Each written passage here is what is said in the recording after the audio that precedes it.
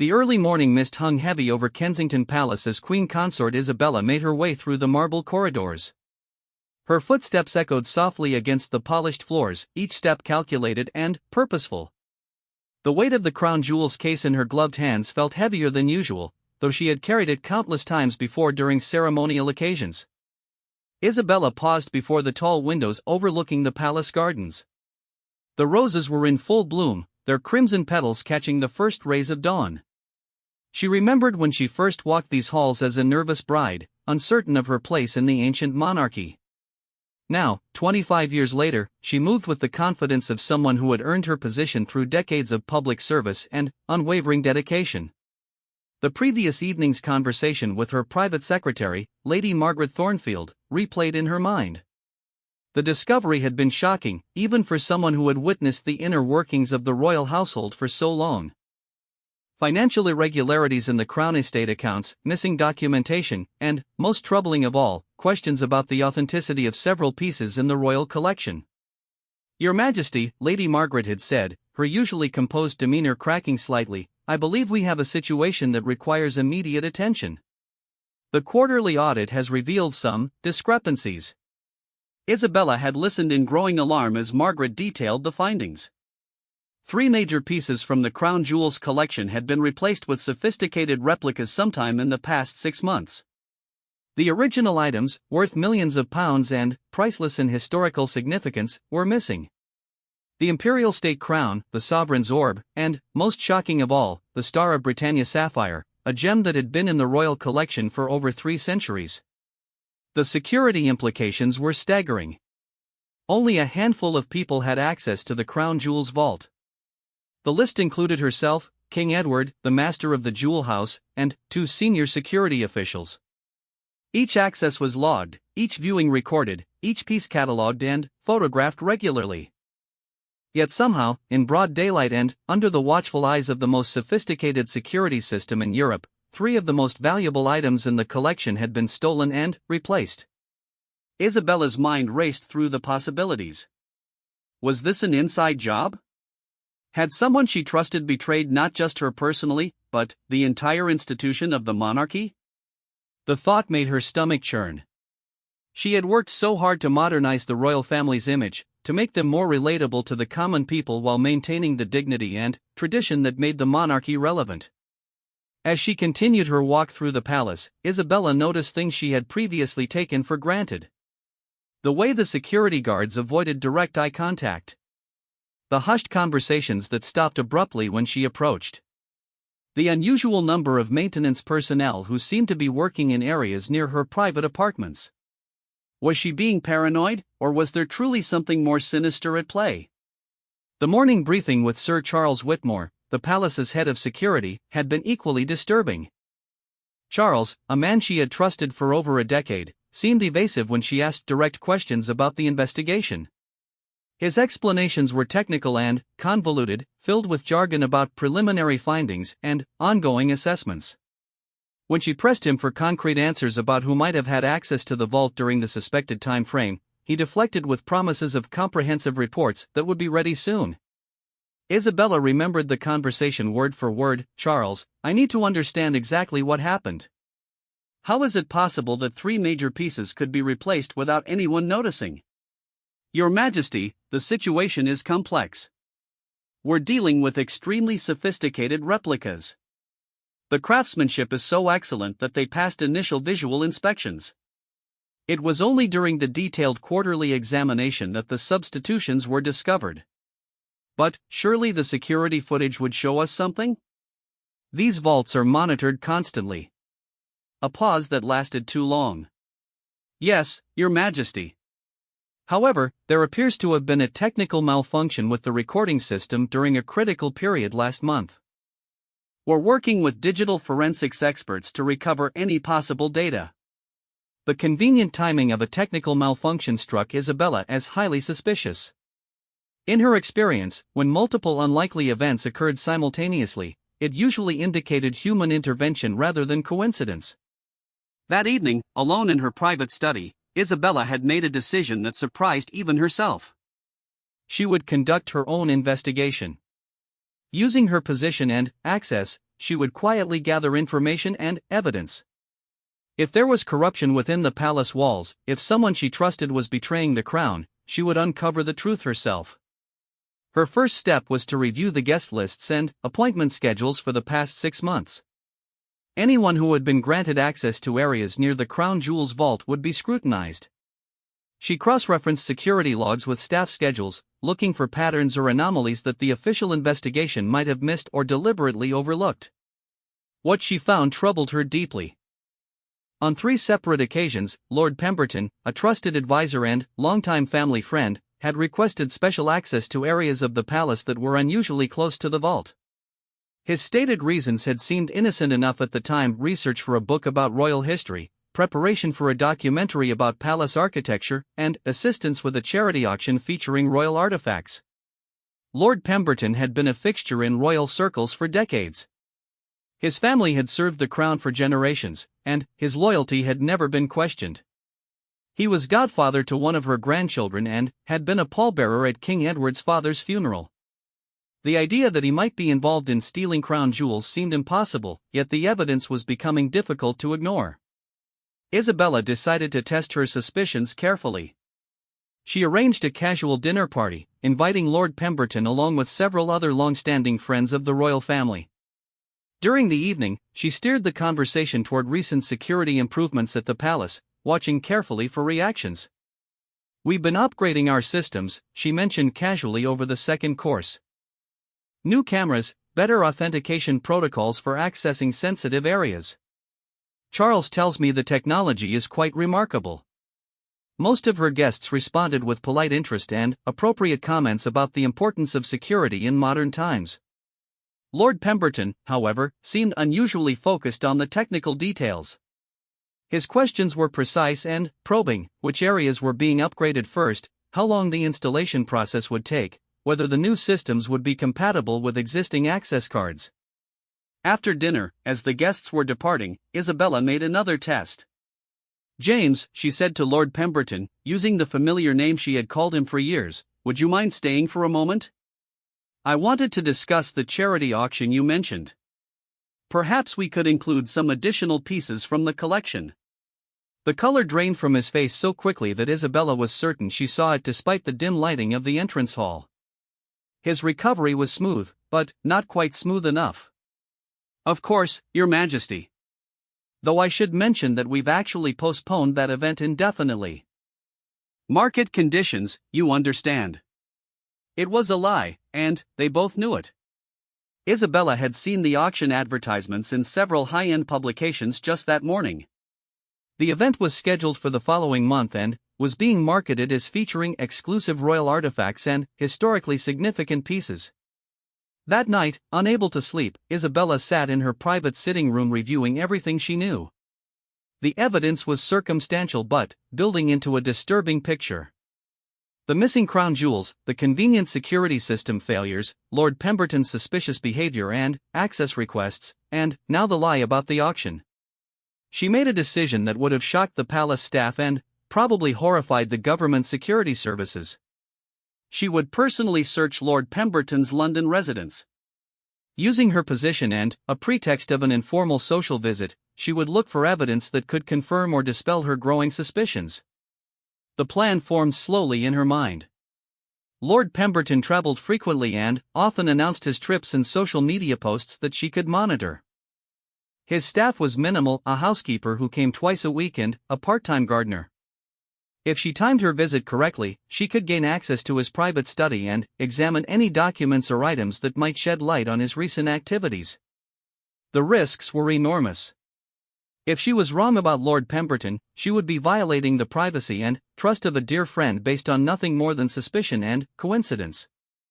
If she was right, she would be placing herself in potential danger by confronting a criminal who had already demonstrated sophisticated planning and execution capabilities. But the alternative, allowing the investigation to continue under the direction of people she could no longer fully trust, seemed even more dangerous. The monarchy's reputation, built over centuries and carefully maintained through scandal and triumph alike, could be destroyed if the truth came to light through media exposure rather than internal resolution.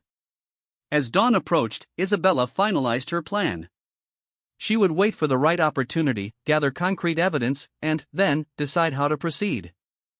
The weight of the crown jewels case in her hands that morning had been nothing compared to the weight of responsibility she now carried for protecting not just the physical treasures of the monarchy, but its very survival in an age when public trust was more fragile than the most delicate royal tiara. The game, as they said, was afoot. And Queen Consort Isabella was determined to play it better than whoever had dared to steal from the crown itself. 3 days after her unsettling dinner party, Isabella's opportunity arrived in the form of Lord Pemberton's enthusiastic social media post about a wine-tasting tour through the French countryside. The photographs showed him sampling vintages at a chateau near Bordeaux, with captions suggesting he would be away for at least a week exploring the region's finest establishments. Isabella spent the morning of her planned reconnaissance mission in what appeared to be routine royal duties. She attended a hospital opening in the morning, participated in a brief ceremony honoring military veterans at noon, and maintained her usual schedule until early afternoon.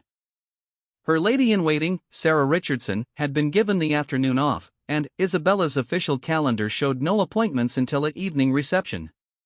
The drive to Lord Pemberton's Belgravia townhouse took her through streets she had known since childhood.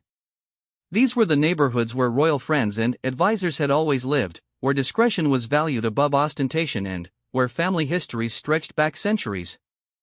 The irony that she was now sneaking through these same streets to investigate one of her oldest allies was not lost on her.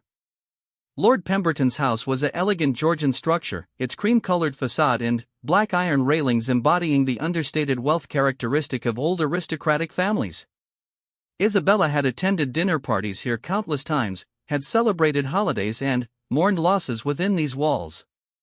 Walking up the front steps as an uninvited investigator felt like a betrayal of decades of friendship. The front door key was exactly where James had always kept it, hidden beneath the third flower pot from the left on the front steps. Some habits, Isabella reflected, never changed, even when they probably should have for security reasons. The familiarity of letting herself in made the entire situation feel even more surreal. The house was exactly as she remembered it, tastefully decorated with antique furniture that had been in the Pemberton family for generations, walls lined with portraits of distinguished ancestors, and the subtle scent of old leather and expensive cologne that she had always associated with James's presence. Everything appeared normal, yet she now viewed it all through the lens of suspicion. Isabella began her search in the ground floor study, a room she had visited countless times for informal meetings and social conversations. The mahogany desk was tidy but not suspiciously so. Bills, correspondence, and social invitations were arranged in neat piles. She photographed everything with her mobile phone, being careful not to disturb the arrangement of papers. Among the correspondence, she found several letters from auction houses in London, Geneva, and New York. The letterheads were prestigious: Whitmore and Associates, Continental Fine Arts, and Meridian International Galleries. Reading carefully, Isabella discovered that these were not simple inquiries about selling family heirlooms, as might be expected from someone of James's generation looking to streamline their estate. Instead, the letters detailed complex authentication procedures for historically significant pieces of unknown provenance. One letter from Meridian International particularly caught her attention. It discussed the challenges of selling items that might be recognized by experts in royal collections, suggesting alternative markets and discreet private collectors who value anonymity above public recognition. The implications made Isabella's hands shake slightly as she continued reading. The letter was dated just 6 weeks earlier, well after the suspected time frame for the crown jewels theft. It referenced 3 exceptional pieces that would require special handling due to their extraordinary nature and potential recognition factors. In the desk's locked drawer, which opened easily with a letter opener from the desktop, Isabella found documentation that chilled her to the bone. Photocopies of insurance appraisals for the Imperial State Crown, the Sovereign's Orb, and the Star of Britannia Sapphire. The documents were official palace assessments, complete with detailed photographs and authentication signatures. How James had obtained copies of these restricted documents was a mystery that pointed to an even broader conspiracy than Isabella had initially suspected. Beneath the insurance documents was a handwritten note in James's distinctive penmanship: "MT confirms access schedule remains unchanged. New security installation delayed until autumn. Window of opportunity, July 15 to 22." Replacement pieces ready for delivery. The note was dated July 10, just 2 weeks before the theft was believed to have occurred. The reference to MT made Isabella's stomach lurch. Lady Margaret Thornfield, her trusted private secretary, was the only person in the palace with those initials who would have access to security schedules and installation timelines. The woman who had brought the theft to Isabella's attention, who had seemed so shocked and concerned about the missing jewels, appeared to be a co-conspirator in their disappearance. Isabella sat heavily in James's leather chair, trying to process the magnitude of betrayal she was uncovering. These were not strangers who had somehow infiltrated the palace security.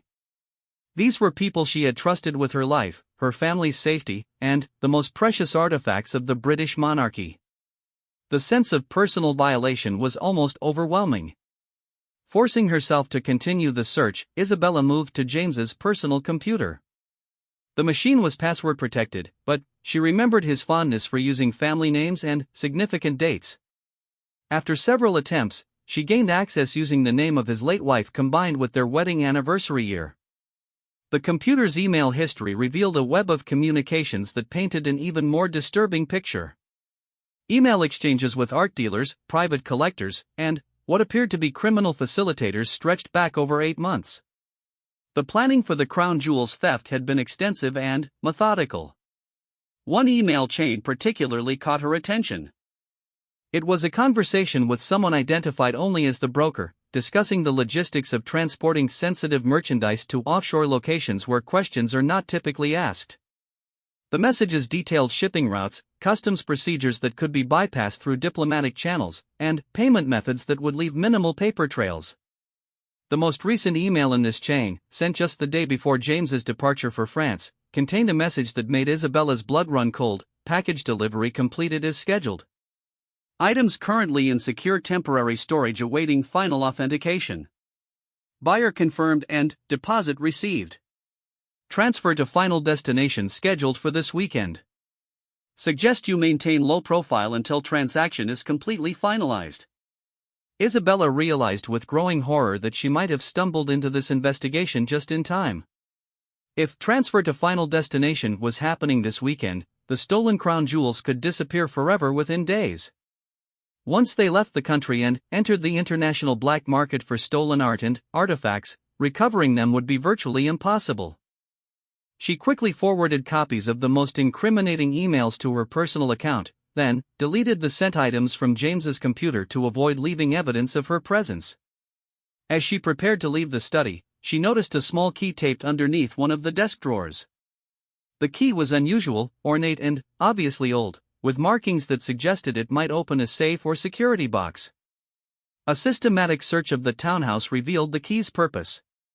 In the basement, behind a false wall panel that would have been invisible to casual observation, James had constructed a small but sophisticated storage area. The ornate key opened a climate-controlled cabinet that contained 3 items that made Isabella gasp audibly. The imperial state crown sat on a custom-made display stand, its diamonds and precious stones catching the artificial lighting and throwing rainbows across the small room. Next to it, the sovereign's orb rested in protective foam, its golden surface and jeweled cross as magnificent as Isabella remembered from countless state ceremonies. The Star of Britannia sapphire, mounted in its historic setting and surrounded by diamonds, completed the collection of stolen royal treasures. Isabella stared at the missing crown jewels for several long minutes, her mind reeling. Here was absolute proof of James's guilt, but also evidence of a crime that went far beyond simple theft. These items were not just valuable objects, they were symbols of British sovereignty, pieces of living history that belonged to the nation and its people. Their theft was not just a crime against property, but an attack on the very foundations of the constitutional monarchy. Using her mobile phone, she carefully photographed the hidden storage area and its contents from multiple angles.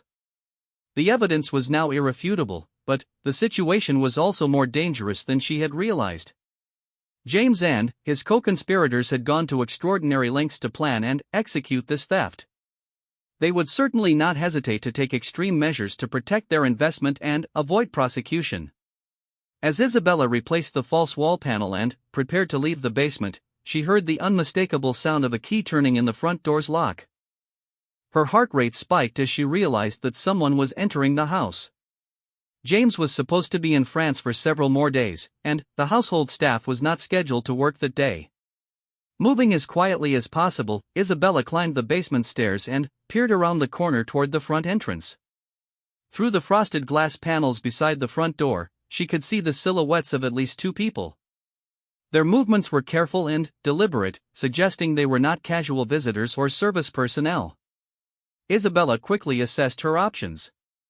The house had a rear entrance through the kitchen that led to a small garden, but reaching it would require crossing the main hallway where she could be seen from the front entrance. The basement had no exterior access, making it a potential trap if she was discovered. Her best option seemed to be the second-floor guest bedroom, which had a balcony that might allow her to climb down to the garden if necessary. As she climbed the back stairs as quietly as possible, Isabella could hear voices from the ground floor.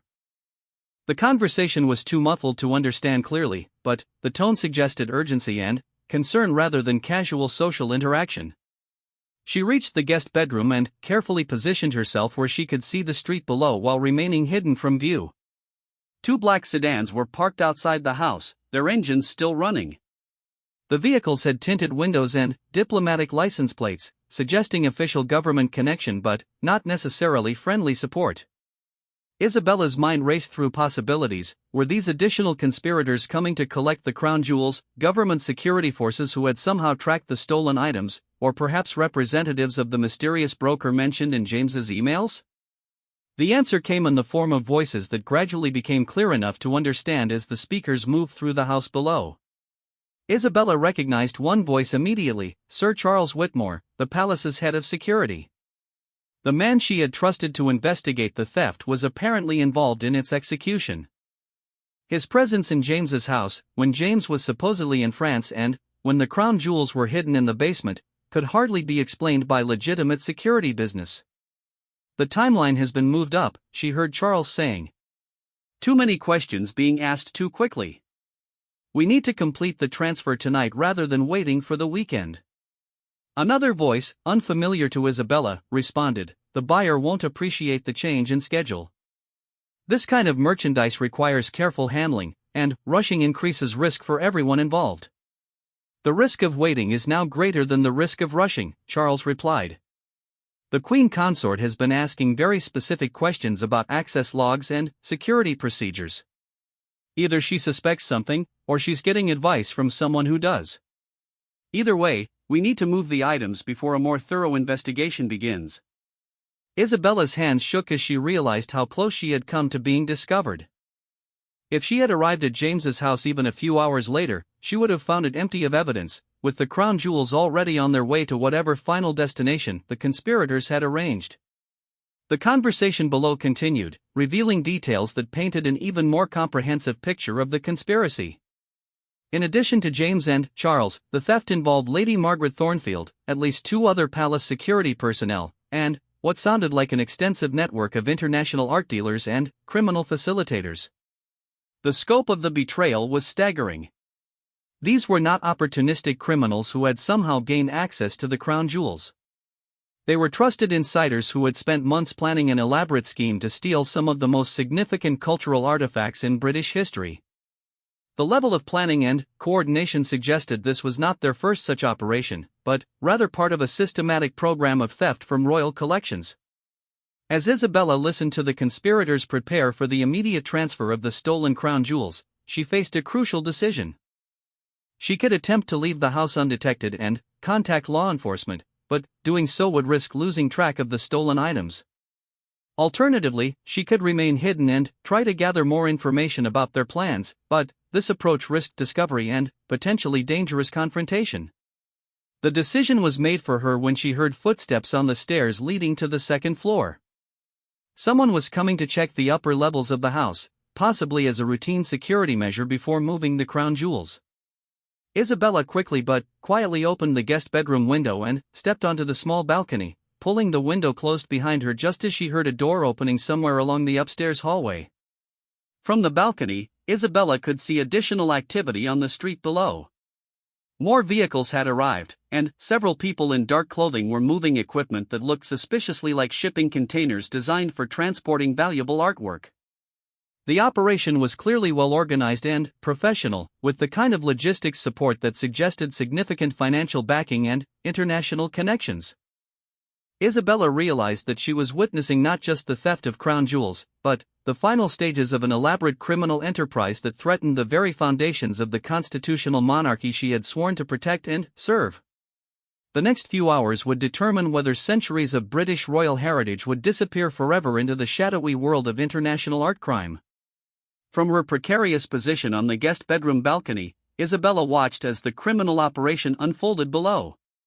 The evening air was cool against her skin, and she pressed herself against the brick wall, hoping the shadows would conceal her presence. The street had transformed into what looked like a professional moving operation, but she knew the cargo being prepared for transport was worth more than most countries' national treasures. A man she didn't recognize emerged from one of the black sedans carrying what appeared to be a tablet computer. He began coordinating the activities of the other personnel with the efficiency of someone accustomed to directing complex operations. Isabella noted his expensive suit, his confident demeanor, and the way the others deferred to his instructions. This was likely the broker mentioned in James's email correspondence. Through the open window below, Isabella could hear fragments of conversation as the conspirators finalized their plans. Charles Whitmore's voice carried clearly in the quiet evening air as he provided details about their escape route and destination. "The diplomatic pouches are ready, and we have clearance through the private aviation terminal at Farnborough," Charles explained. "From there, it's a direct flight to Geneva, where our contact will handle the final transfer to the buyer. The entire journey should take less than 6 hours from departure to completion." The use of diplomatic pouches particularly alarmed Isabella. Such pouches were immune from customs inspection, protected by international law as official government communications. If the stolen crown jewels were being smuggled out of the country using diplomatic channels, it meant the conspiracy extended into the highest levels of government, possibly involving foreign embassies or international organizations. Isabella carefully positioned her mobile phone to record the activity below, though she knew the evening lighting would make clear identification of individuals difficult. Still, any evidence she could gather might prove crucial in eventual prosecution efforts, assuming she could survive to present it to authorities she could trust. The sound of movement within the house indicated that the conspirators were beginning to retrieve the crown jewels from their basement hiding place. Isabella heard footsteps on wooden floors, the scraping of furniture being moved, and muffled voices discussing the careful handling of fragile items. The professional nature of their operation was evident in their systematic approach to packaging and transport. As Isabella continued her surveillance from the balcony, she noticed a new development that sent a chill through her. A familiar vehicle had appeared at the far end of the street, Lady Margaret Thornfield's distinctive blue BMW. Isabella's private secretary, the woman who had first alerted her to the theft and who had seemed so concerned about the missing jewels, was arriving to participate in their final removal from British soil. The betrayal felt even more personal as Isabella watched Margaret exit her vehicle and walk confidently toward James's house. This was a woman she had trusted with the most intimate details of her schedule, her family's activities, and the internal workings of the royal household. Margaret had been present at family celebrations, had comforted Isabella during difficult times, and had been privy to countless state secrets and personal confidences. Margaret's arrival also brought troubling new information. As she approached the house, she was speaking on her mobile phone, and her voice carried clearly in the quiet evening air. "The departure has been confirmed for midnight," Margaret said to whoever was on the other end of the call. "Our contact at the embassy has assured us that the diplomatic pouches will not be inspected. The buyer's representative will meet us at the Geneva facility to complete the authentication and transfer." She paused, listening to the response, then continued, "No, there's been no indication that our operation has been discovered. The Queen Consort's questions were general security inquiries, nothing that suggests specific knowledge of our activities. By the time any serious investigation begins, the items will be safely in their new home and will be beyond reach of British authorities." Isabella's anger burned quietly as she listened to Margaret's casual dismissal of her concerns. The woman was discussing the theft of irreplaceable national treasures as if it were a routine business transaction, showing no awareness of the historical and cultural significance of what they were stealing. The basement door opened below, and Isabella watched as Charles and 2 other men emerged carrying what were obviously the crown jewels cases. Even from her elevated position, she could recognize the distinctive shapes of the containers used for transporting the most precious items in the royal collection. The imperial state crown case was immediately identifiable by its unique proportions, designed specifically to protect the crown's delicate construction and priceless gems. As the cases were loaded into one of the waiting vehicles, Isabella made a decision that surprised her with its boldness. Rather than remain hidden and simply document the theft, she would attempt to follow the conspirators to their departure point and try to prevent the crown jewels from leaving British soil. The risks were enormous, but the alternative was watching helplessly as centuries of royal heritage disappeared forever. Isabella waited until the activity below suggested that the conspirators were preparing to depart. The vehicles were loaded, the house was being secured, and she could hear final coordination discussions about timing and routes. When the last person entered the basement to conduct a final security check, she seized her opportunity to climb down from the balcony. The climb was more challenging than she had anticipated. The ornate ironwork provided handholds, but her formal clothing and shoes were not designed for such activities. As she lowered herself carefully toward the garden, she could hear voices coming closer to the ground floor, indicating that the final preparations were nearly complete. Isabella dropped the last few feet into the garden, landing more heavily than she intended. For a moment, she froze, listening for any indication that the sound had been noticed. When she heard no response from inside the house, she quickly made her way to the garden gate that led to the mews behind the townhouse. Her own vehicle was parked 3 streets away, a precaution she had taken to avoid having it noticed near James's house. As she hurried through the quiet residential streets, Isabella called the one person in the palace she felt she could still trust, Detective Inspector Sarah Chen of the Metropolitan Police, who had handled security liaison for royal events for the past 5 years. "Inspector Chen," Isabella said when the call was answered, "this is Queen Consort Isabella. I need your immediate assistance with a matter of national security. Are you able to speak securely?" The pause that followed suggested Sarah's surprise at receiving a direct call from the Queen Consort, but her response was professional and alert. "Yes, Your Majesty. I'm in my private office. How can I assist you?" Isabella quickly outlined the situation, providing essential details about the theft, the conspiracy she had discovered, and the imminent departure of the stolen crown jewels from British soil. Sarah's questions were precise and relevant, demonstrating her understanding of both the legal and security implications of what Isabella was describing. "Your Majesty," Sarah said after Isabella finished her explanation, "this is obviously an extremely serious situation. However, I need to point out that your personal investigation, while understandable, may have compromised any potential criminal prosecution. Evidence gathered without proper warrants or chain of custody procedures may not be admissible in court." Isabella had anticipated this concern. "I understand the legal complexities, Inspector. But my primary concern right now is preventing the permanent loss of these irreplaceable artifacts. We can address the legal implications once we've recovered the crown jewels and identified all the participants in this conspiracy." Sarah agreed to provide immediate support, but emphasized that coordinating an intervention would require careful planning to avoid alerting the conspirators or compromising the operation. They arranged to meet at a location near Farnborough Airport, where Sarah would bring a small team of trusted officers who could be briefed on the situation without involving the broader Metropolitan Police hierarchy. As Isabella reached her vehicle and began the drive toward Farnborough, she reflected on how completely her world had been turned upside down in just a few hours. The people she had trusted most had betrayed not just her personally, but the institution she represented and the nation she served. The crown jewels, symbols of continuity and stability that had survived wars, revolutions, and countless political upheavals, were being stolen by those sworn to protect them. The drive to Farnborough took her through familiar countryside, past landmarks and estates where she had attended countless official functions and social gatherings. The irony was not lost on her that she was now racing through these same areas in pursuit of criminals who included some of her oldest and most trusted associates. Isabella's mobile phone rang as she navigated the country roads. The caller identification showed James Pemberton's name, but she knew he was supposedly still in France. With growing suspicion, she answered the call. "Isabella, darling," came James's familiar voice, but there was something forced about his usual warmth. "I hope you're well. I wanted to let you know that I've cut my French tour short due to some urgent business matters. I'll be returning to London this evening." The lie was obvious, given what Isabella had witnessed at his house just hours earlier.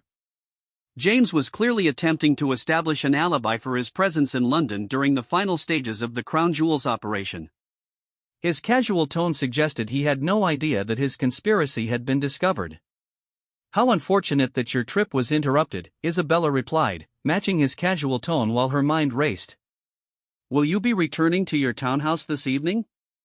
"Actually, I have some business to attend to first. International matters, you understand.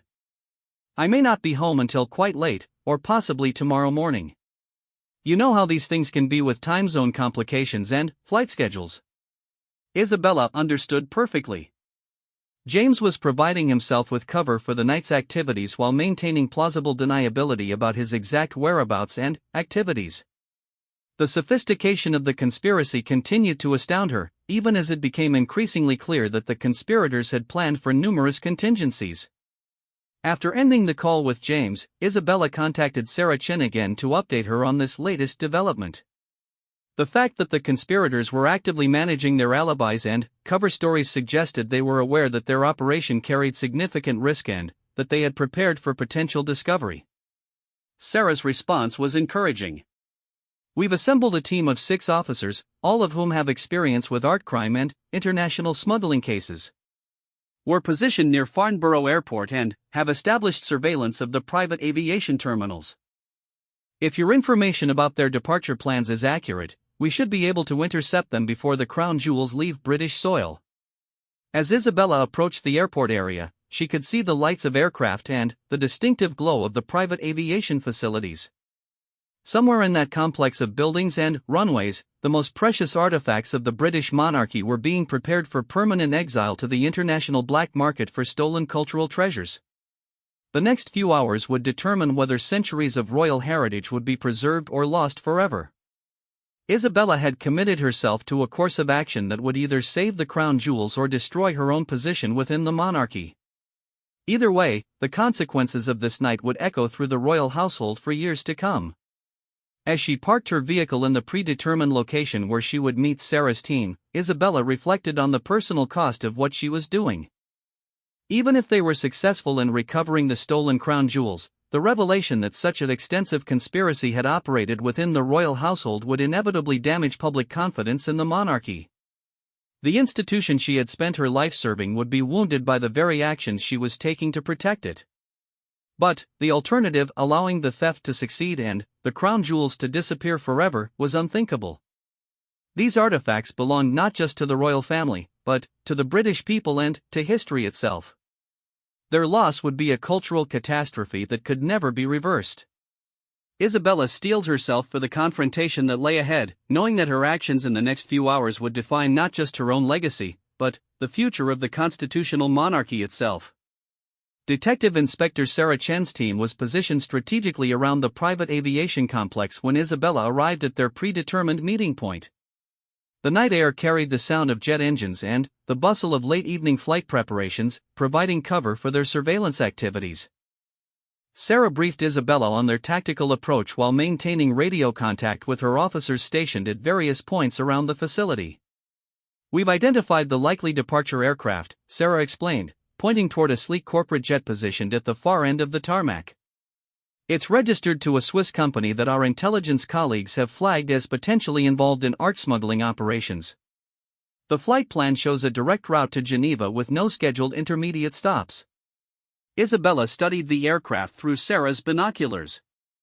The jet was larger than she had expected, clearly designed for intercontinental flights and substantial cargo capacity.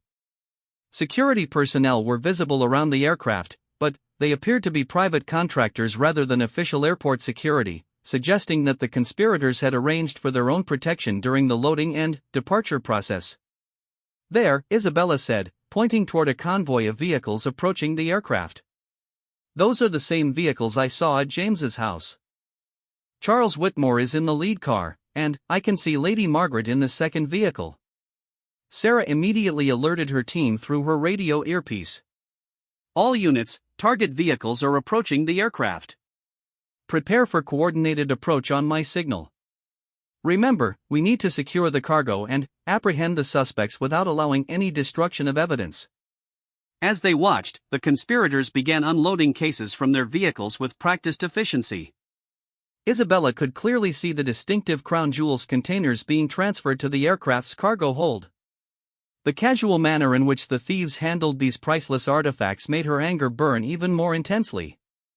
Now I can see why they felt confident about avoiding detection, Isabella murmured to Sarah. The entire operation looks like a routine diplomatic transfer. Unless someone knew what was really in those cases, it would be virtually impossible to distinguish this from legitimate government business. Sarah nodded grimly. The use of diplomatic immunity and private aviation makes interdiction extremely challenging. We'll need to act quickly and decisively once we begin the approach.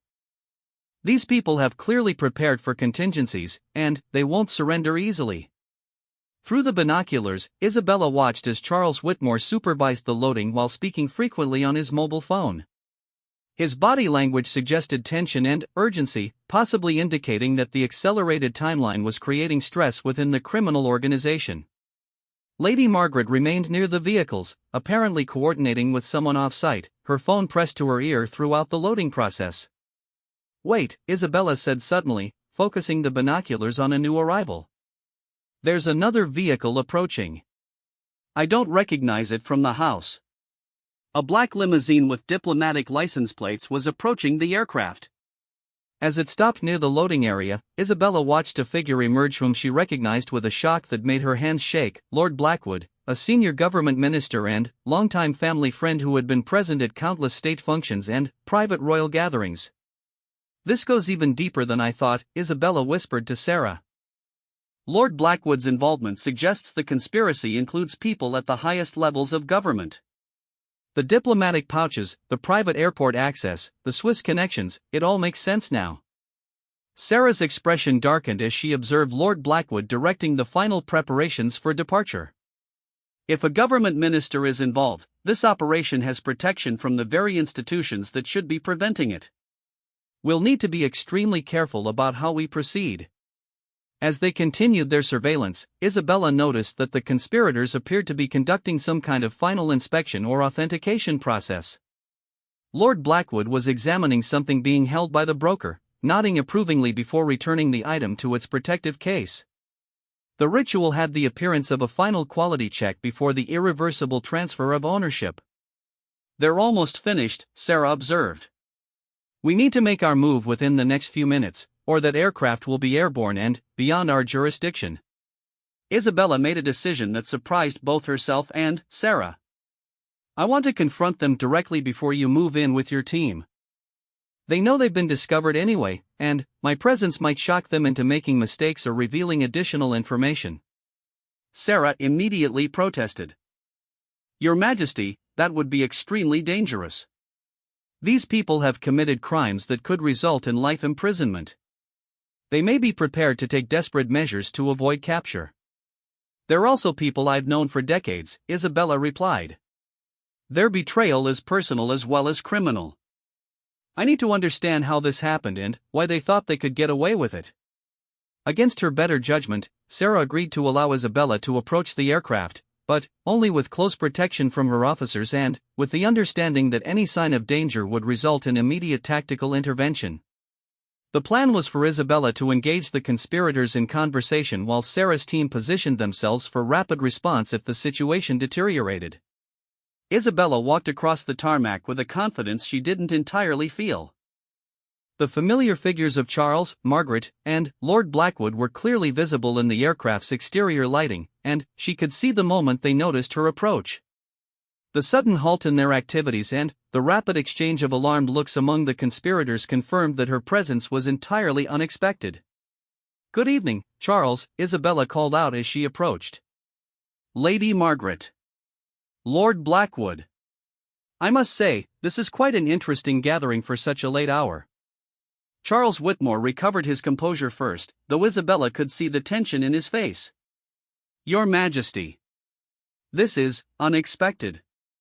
We're handling some sensitive security matters that required discretion. Indeed, Isabella replied, her tone remaining conversational despite her anger. Security matters involving items that belong in the Tower of London, I believe. The silence that followed confirmed what Isabella already knew. The conspirators understood that their operation had been discovered, but they were clearly trying to assess how much she knew and whether they could still salvage their plans. Lady Margaret stepped forward, her usual deference replaced by something harder and more calculating. Your Majesty, I think there may be some misunderstanding about what you're observing here. Is there? Isabella asked. Then, perhaps you could explain why the imperial state crown, the sovereign's orb, and the Star of Britannia sapphire are being loaded onto an aircraft bound for Geneva in diplomatic pouches that should contain nothing more than routine government correspondence. Lord Blackwood's face had gone pale, but his voice remained steady. Your Majesty, these items are being transferred for restoration and authentication by Swiss specialists. The secrecy is necessary to prevent public concern about their condition. Isabella almost admired the smoothness of the lie, but her investigation had prepared her for such explanations. Restoration that requires sale to private collectors? Authentication that involves criminal networks specializing in stolen art? I'm afraid your explanation doesn't align with the evidence I've gathered. She reached into her purse and withdrew her mobile phone, displaying the photographs she had taken at James's house.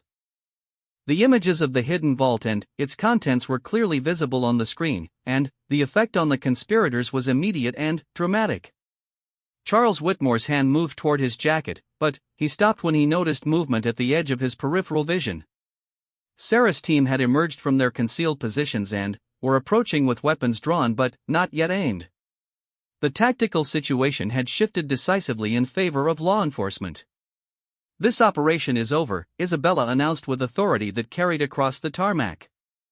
The crown jewels will be returned to their proper place, and all of you will answer for your crimes against the crown and the nation. The broker, who had remained silent during Isabella's confrontation with the others, suddenly spoke with an accent that suggested Eastern European origins. Your Majesty, perhaps we can reach some accommodation. These items could be returned with minimal publicity, and certain financial arrangements could be made to compensate for any inconvenience. Isabella's response was immediate and uncompromising. The crown jewels are not merchandise to be bought and sold. They are irreplaceable symbols of British sovereignty and heritage. No accommodation is possible except your complete surrender and cooperation with the investigation that will follow. Lord Blackwood made a final attempt to salvage the situation. Your Majesty, please consider the broader implications of what you're doing. The exposure of this operation will damage the monarchy's reputation far more than the quiet resolution we could arrange. The monarchy's reputation, Isabella replied, will survive the revelation that we protect our heritage against theft and betrayal. What it could not survive is the knowledge that we allowed these treasures to disappear without fighting to preserve them. Sarah Chan and her team moved swiftly to secure the scene and apprehend the conspirators. The crown jewels cases were carefully removed from the aircraft and placed under police protection. The diplomatic pouches were sealed as evidence, despite protests from Lord Blackwood about international law and government immunity. As the arrests proceeded, Isabella watched her former friends and trusted advisors being taken into custody.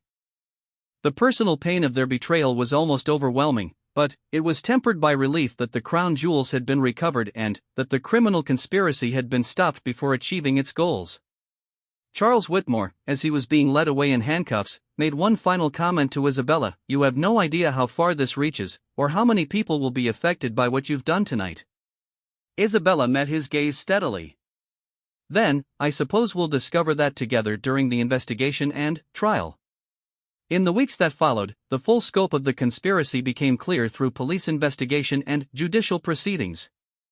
The criminal network had been operating for over 2 years, stealing artifacts from royal collections, government museums, and private estates throughout Europe. The stolen items were being sold to private collectors in countries with minimal art crime enforcement, generating millions of pounds in profits for the conspirators. The involvement of government officials and palace security personnel had provided the criminals with unprecedented access to protected collections and advanced knowledge of security procedures. The sophistication of their operations had allowed them to replace stolen items with high-quality replicas, delaying discovery and providing time for the originals to disappear into the international black market. The trials that followed were conducted with minimal publicity to protect the integrity of ongoing investigations, but the convictions sent a clear message that crimes against cultural heritage would be prosecuted to the fullest extent of the law. Charles Whitmore, Lady Margaret Thornfield, Lord Blackwood, and James Pemberton all received substantial prison sentences. The international network of dealers and facilitators faced prosecution in multiple jurisdictions. For Isabella, the personal cost of the investigation was significant. The betrayal by people she had trusted had shaken her confidence in her own judgment and had forced her to re-evaluate many of her closest relationships. The knowledge that such an extensive criminal conspiracy had operated within the royal household for so long raised troubling questions about security procedures and personnel screening. However, the successful recovery of the crown jewels and the disruption of the criminal network had also demonstrated the monarchy's commitment to protecting British cultural heritage. The investigation had shown that the royal family would not tolerate corruption or criminal activity, even when it involved longtime friends and trusted advisors. The crown jewels were returned to their proper place in the Tower of London, where new security procedures and personnel ensured their continued protection. The replicas created by the criminals, while sophisticated, were donated to museums for educational purposes, serving as examples of both criminal ingenuity and the importance of protecting authentic cultural artifacts. Isabella's role in uncovering and stopping the conspiracy became a defining moment of her time as queen consort. The investigation demonstrated her personal commitment to the responsibilities of royal office and her willingness to take decisive action when the monarchy's integrity was threatened. The difficult decisions she had made during that crucial night at Farnborough Airport had preserved irreplaceable national treasures for future generations. The scandal also led to comprehensive reforms in royal household security procedures, government oversight of cultural heritage protection, and international cooperation in combating art crime. The lessons learned from the crown jewels conspiracy strengthened institutions and protocols that protected not just royal collections, but cultural heritage throughout the United Kingdom and beyond. Years later, as Isabella reflected on the events of that extraordinary night, she remained convinced that her actions had been necessary and appropriate. The personal cost of discovering the betrayal by trusted friends and advisors had been painful, but the alternative, allowing the crown jewels to disappear forever, had been unthinkable. The monarchy had survived scandals and challenges throughout its long history by adapting to changing circumstances while maintaining its essential character and responsibilities. The crown jewels conspiracy had tested those principles under extreme circumstances, and the institution had emerged stronger for having met that test successfully. The imperial state crown, the sovereign's orb, and the Star of Britannia sapphire continued to play their ceremonial roles in state occasions, their historical significance unmarred by their temporary disappearance. They remained symbols of continuity and tradition, protected by enhanced security but still accessible to the British people who were their true owners. Isabella's investigation had shown that even the most trusted relationships and secure institutions could be vulnerable to corruption and criminal activity. But it had also demonstrated that vigilance, courage, and decisive action could protect the irreplaceable cultural heritage that defined a nation's identity and connected present generations to their historical legacy. The crown jewels scandal became a reminder that the price of preserving cultural heritage is eternal vigilance, and that those entrusted with protecting irreplaceable treasures must be prepared to make difficult sacrifices to fulfill that responsibility. Isabella had paid that price willingly, and the crown jewels remained safe for future generations as a result.